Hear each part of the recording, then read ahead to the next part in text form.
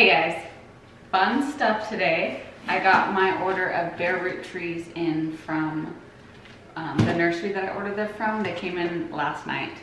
I got home late, so I didn't open them, but we are opening them today and we're gonna plant them later too. So this is kind of an unboxing of just trees, so that's cool.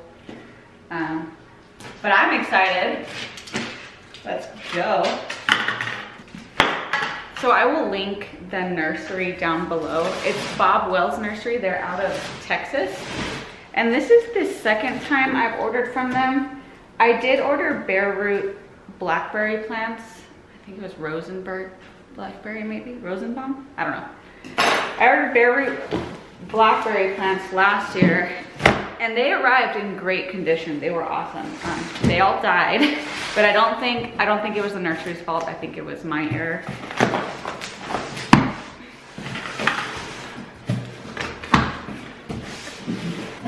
But I am older and wiser than I was last year, so I think these will be fine. Ooh, they look good. They're so big. Stay out of here, bud. His favorite thing is boxes. All right. The bag is still moist, which is good. They look pretty good, guys. I'm very excited. They look healthy. Wait till we pull them out and I'll test them. So I'm not a tree expert. Obviously, you've seen my orchard. But ooh, they have little information packet too. But I have successfully planted and grown bare root trees in my front yard garden tour. I've talked about one of my favorite trees I have, which is a willow, which was bare root and is doing amazing here. So I'm very excited for these guys because I actually feel like I won't kill these ones. Oh. Okay, so what we have here is I'm gonna call it Einsheimer. It's an apple tree that's supposed to be pretty heat tolerant. And then I have two Pakistan fruity mulberry trees. And mulberry trees do pretty well in our area. They're pretty common.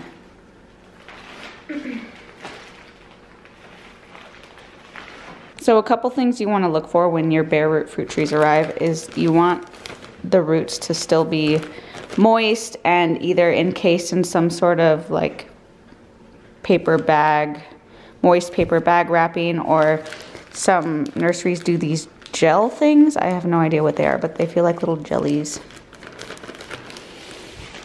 Or sometimes they will put them in moist peat moss and transport them that way. Either way, this is a good sign. You want these roots to still be moist because these trees are alive. Obviously, they're just dormant right now, so you don't want their roots to completely dry out. These trees are all alive, so that's good. I'm not worried about them being accidentally dead.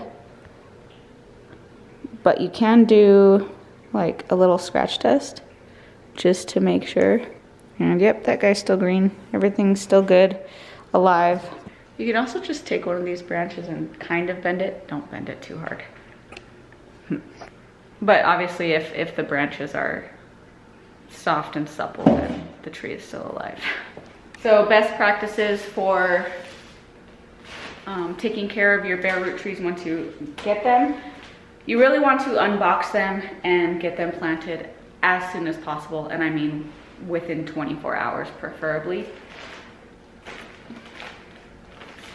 I got these yesterday. They're still fine. I'm not worried about it, but I am going to plant them today. I wasn't totally ready and I haven't dug the holes, but we're gonna do that right now.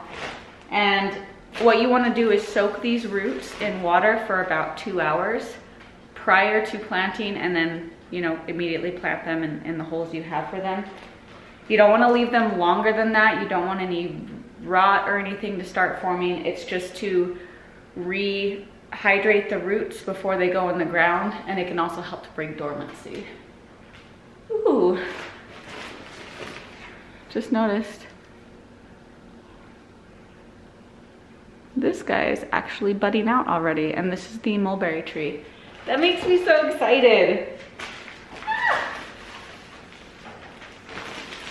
All right, I'm gonna set you right there. And before we go get a bucket of water, let's look at this.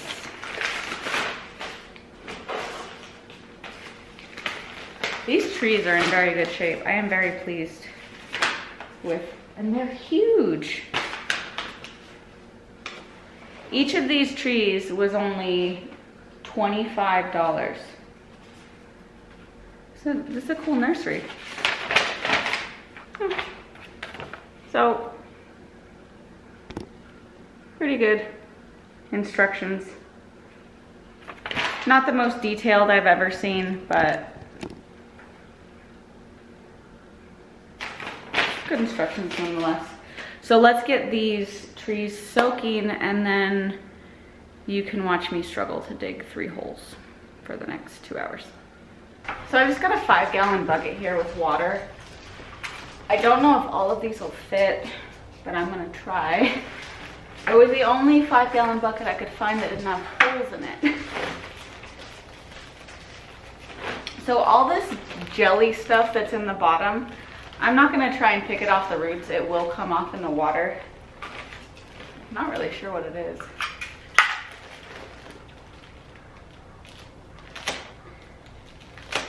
But I also don't want to like rip the bottom of the bag because I want all the jellies to stay in there. If they get all over the ground, Freya will absolutely eat them.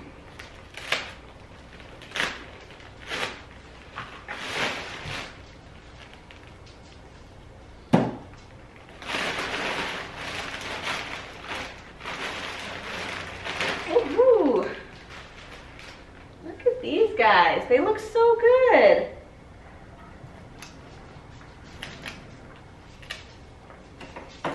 Oh no, all these jellies fell off on it. Okay. So at this point, no, these jellies are everywhere. These are really good root systems. So at this point, if you have any like trees with funky, weird shaping, like off in one direction root systems, this would be the time to find out before you dig your hole, because you can actually dig your hole to fit the roots of the tree. I feel like this isn't gonna fit in the 5-gallon bucket.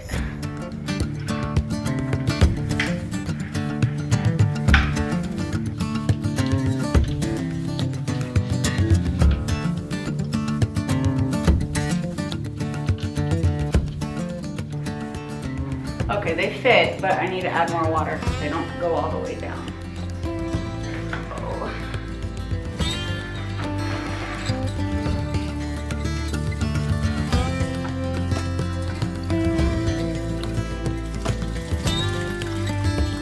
She's waiting for me to leave so she can take a chunk out of my trees. I think I'm gonna definitely close the garage so she'll run off with these trees and just eat them. She ate a whole rose bush that I planted last year. It was a mess. So I have no idea where I'm gonna plant these trees. I hadn't put a lick of thought into it. Honestly, I just was running out of time to buy bare root fruit trees and I just ordered them. So here's the start of the orchard, and sense tells me to keep making rows here, but I just don't want to make like a bad choice. And I don't think there is a bad choice. It's just that this homestead is still in the process of being built, and a tree is kind of a permanent feature of the landscape. So since I already have trees there, I'm just gonna keep planting more rows of trees there, because we don't know what we're doing with the rest of the property, if we're getting more livestock this year, and all of the trees that I got are food production trees. So might as well keep them in the fruit orchard. Guess that's where we'll start.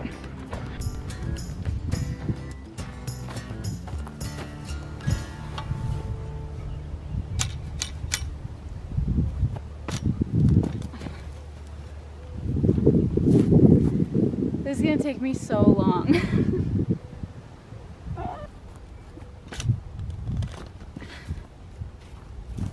Especially at this pace.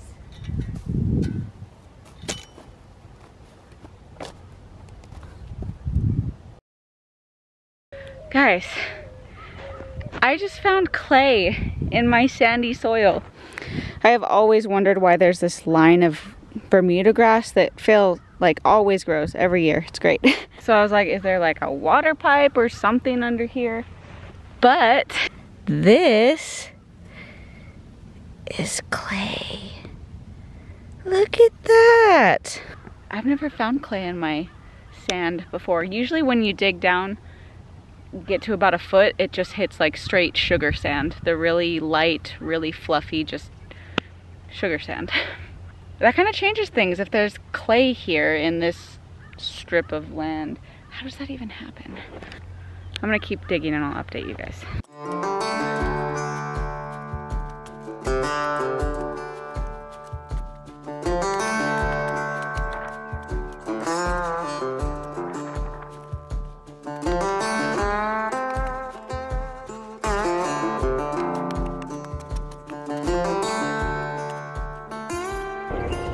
Well guys, it's still pretty clayey.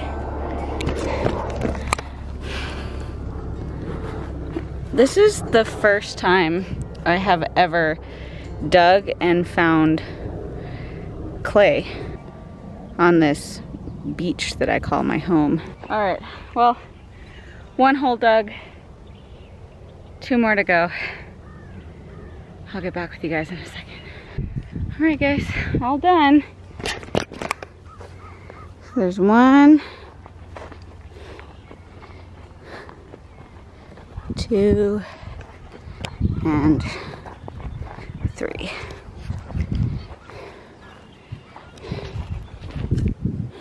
It does kind of bother me that they're curved. Like, it bothers my perfectionist mind.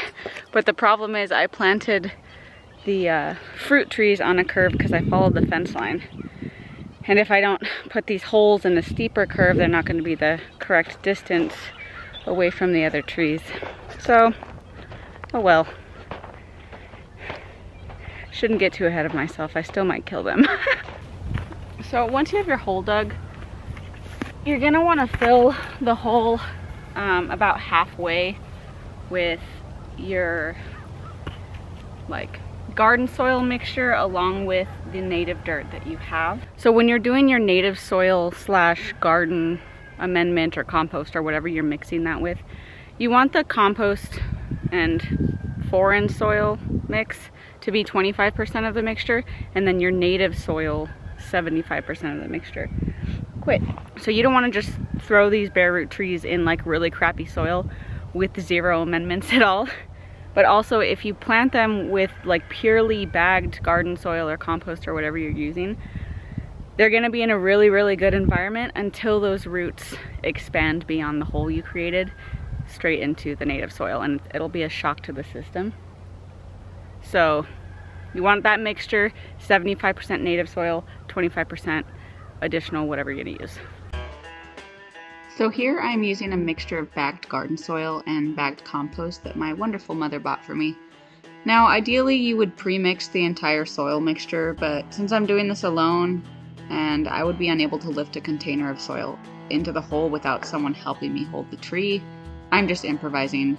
I'm just pouring all the different types of soil in the hole and just mixing it in there.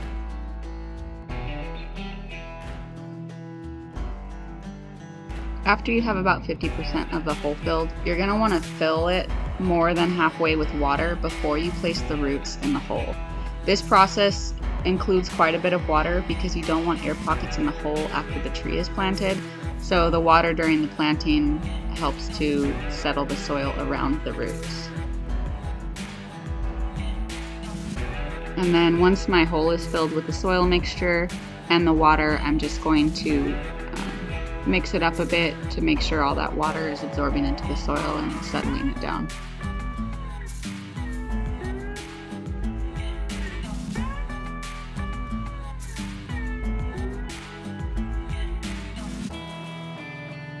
Once you're ready to place the tree in, you're going to see this graft point about 3 inches above my fingers where that little knob is. That part needs to be above the soil so that the rootstock doesn't grow its own tree. And the shovel ended up being perfect as a stabilizer for my tree while I put the soil mixture in the rest of the hole. Now during this process you are going to put soil in, put water in, and just make sure it's all settling down. That is really, really important when planting bare root trees.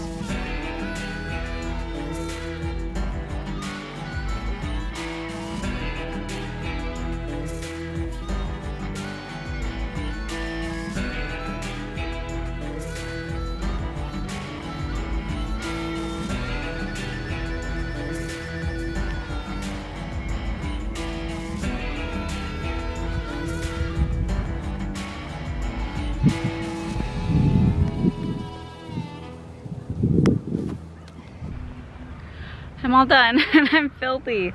I should not have worn my work clothes to do this. Oh well.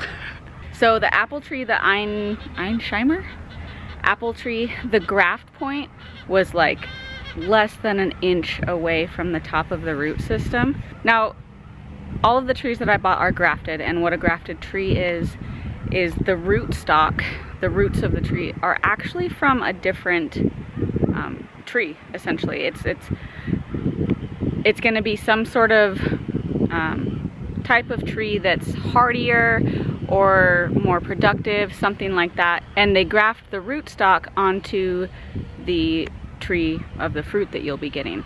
You don't want that graft buried beneath the soil, because the graft point can actually start shooting up stems and branches from the rootstock of the original tree, which is not what you're wanting. You're wanting the tree on the top of the graft that's going to produce the fruit that you want. So the graft was a little low, it's a little close to the ground, but when you plant bare root trees, because you use so much water so that there are no air bubbles underneath the roots, it will eventually settle down. So later on in the day or tomorrow, I'm gonna come back out here. The soil level will be greatly receded down and I'll probably have to add more, but in the case of that apple, it'll be good because that graft will no longer be covered. So here are all the trees. This is the Pakistan mulberry. And then here is the Einsheimer apple. We're gonna go with Einsheimer. Someone correct me if I'm wrong. And this is the other Pakistan mulberry. So for the entire orchard, I have this self-planted mesquite tree. And the 3 here that I just planted. And then an apple, fig, which you can't see, it died back. Another apple, and a pomegranate. So the 2 rows are right here. So sometime tomorrow or this week, after this soil has depressed down, I will grab dirt from somewhere and build like a moat, I guess, or a dam around in a circle. For those of y'all that live in the desert, you know what I'm talking about.